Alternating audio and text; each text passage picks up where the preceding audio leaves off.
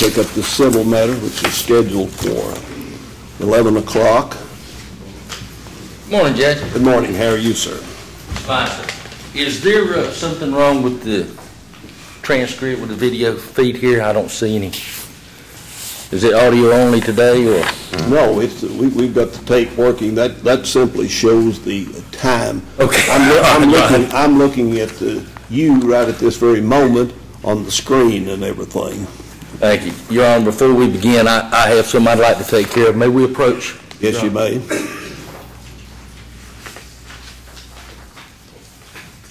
Thank you, Your Honor. Just motion to file this morning, sir. Okay.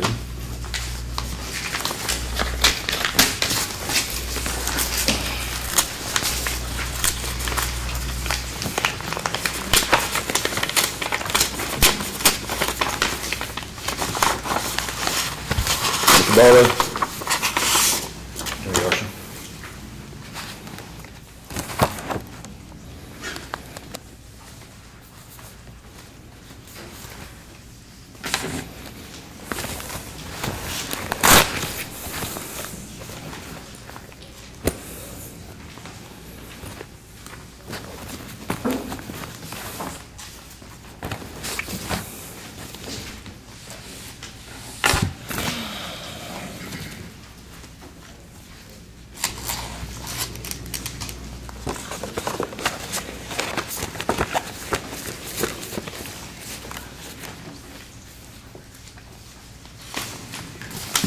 Would you state your name officially for the record, so we have that, sir, please? Would you like me to swear in, Your Honor?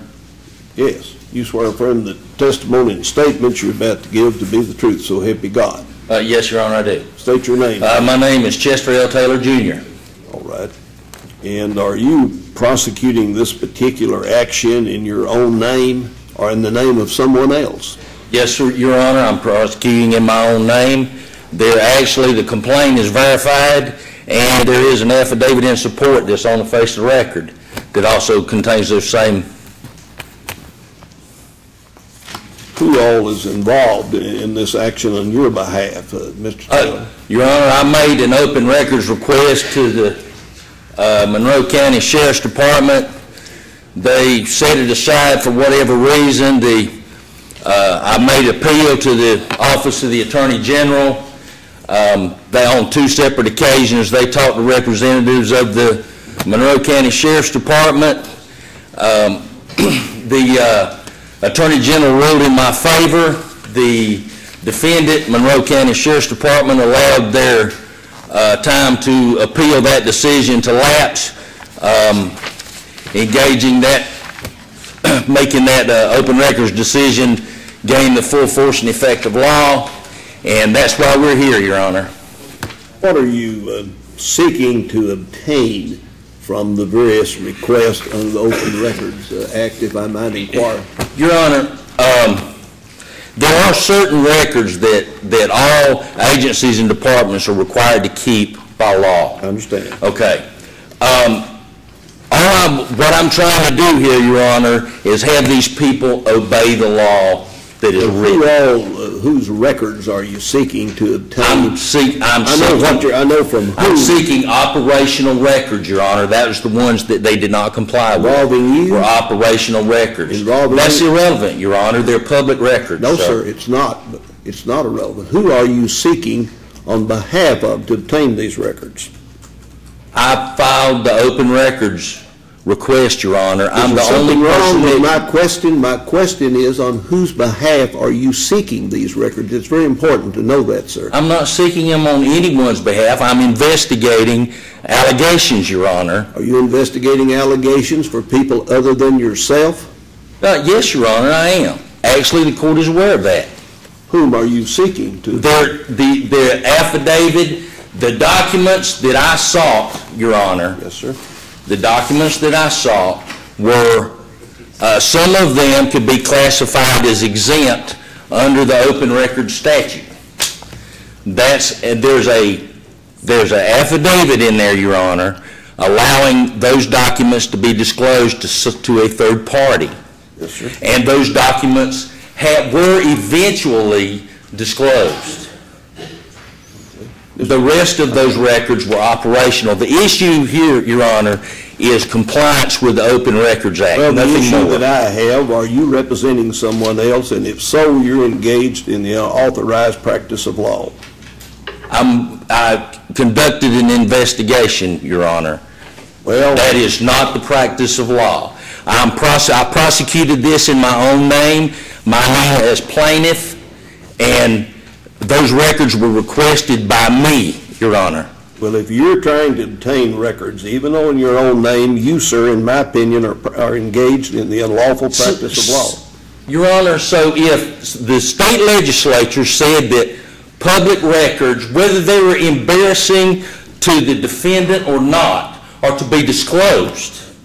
So is it the court's position, Your Honor, that my standing, because I've requested those records, I'm practicing law? I would cite you to an opinion of the Kentucky Bar Association where the question is asked, may an individual who is a non-attorney, who has been designated an attorney in fact, or who has been given power of attorney representing a third party in court by creating, submitting, and or signing pleadings, motion, or agreed order. The opinion, which I have in front, says only persons duly authorized and admitted under the rules of the Kentucky Supreme Court may represent others in the courts of the Commonwealth, be they state or federal. See definition of attorneys, SCR 3.010, and practice of law, SCR 3.020. See also Frazee, F-R-A-Z-E-E versus Citizens Fidelity Bank and Trust Company, 393 Southwestern 2nd, 778 at 782, Kentucky, 1964. Attorney that are duly authorized and licensed as defined in SCR 3.010 and 3.020 receive their authority to represent others and practice law directly and only from the Kentucky Supreme Court. Attorney in fact and power of attorneys are by contract legal terms denoting certain types of agency relationships. The existence of such an agency relationship does not thereby allow the agent to practice law on behalf of their principal. Such an agent may be able to retain and direct an attorney authorized by the Kentucky Supreme Court to represent the principal. However, such an agent acting under attorney in fact or power of attorney agency is not able to sign pleadings and make motions, file pleadings, submit or sign agreed orders, and to do so would be the unauthorized practice of law. And I'm wanting to know if you come under that penumbra. No, Your Honor, I do not. Why do you not? Because I'm not prosecuting this in anyone's name. It is my own name. I'm the plaintiff in this case. I'm the only one, Your Honor. You're not seeking any records involving you, are you? You've not done any. Your Honor, the act does not require. Sir, answer my question. Yes, Your Honor, they do concern me. They're public records. Sir, answer my question. Are you not seeking records on behalf of others? I don't know, Your Honor. They can't find most of the records. I have no idea. Go ahead, but I want you to answer me directly and not skirt my question, sir. Your Honor, I will answer you directly. Directly, Your Honor, the Open Records Act does not require those records to relate to me. But for this issue, I will state, sir, that they do not. As far as I can tell, those records that I was able to get from the department do not relate to me. But go ahead. Actually, Your Honor, I do have a question. I am concerned. I did a little bit of legal research on my own, Your Honor, and I understand that standing is an accepted defense to a party in suit. Is that not right, Your Honor? I'm not answering your questions. Well, Your Honor, as such, I'm confused as to why the court, Sua Sponte, brings up standing when it is a defense of a party, Your Honor. If you'd let me, not be rude and let me answer, and I'll let you. Well, Your Honor, you told me you didn't want to answer. I'm not answering any questions that you're asking me about legal issues. I'm wanting to know if you have standing. You have a power of attorney, and I'm wanting to know if you're representing and trying to get information on behalf of other people. If you are, I think you do not have standing because you're not an attorney, are you? I object, Your Honor. I made these requests under the Open Records Act of this state. They were denied to me. The Attorney General returned an open records decision in my favor. I have standing, and I object to the court, Sua Sponte, engaging an argument on standing, Your Honor. Well, I'll let Mr. Stevens, he may agree with you. Mr. Stevens, I don't know what his position is. Judge, as you're aware more than anyone in this courtroom, the court can do justice, and if they have to do it sua sponte, if they recognize an issue that the attorneys are overlooked, they have the ability in this court to do that. Mr. Taylor has not answered your question directly, but I will answer it for him. His open records request was on, or his, let me see who his power of attorney that he has, Michael Dunnigan, and those are the records, the person that he has requested those records on behalf of Mr. Dunnigan. I've not interrupted you, Mr. Taylor. I'm sorry. I'll let you respond. You let Mr. Stevens state his position, and he's going to let you state yours. Yes, I apologize. Judge, due to the fact that all these records requests relate to Mr. Dunnigan, he has the right as the power of attorney to request those records on behalf of Mr. Dunnigan, but that doesn't put him in Mr. Dunnigan's shoes if he's agreed by anything that he happens as power of attorney. It would still have to be prosecuted under Mr. Dunnigan's name individually, and I think that you are correct that Mr. Taylor is engaged in the unauthorized practice of law. Now, as I said, I'll let you answer, sir. Your Honor, I made that request in my own name.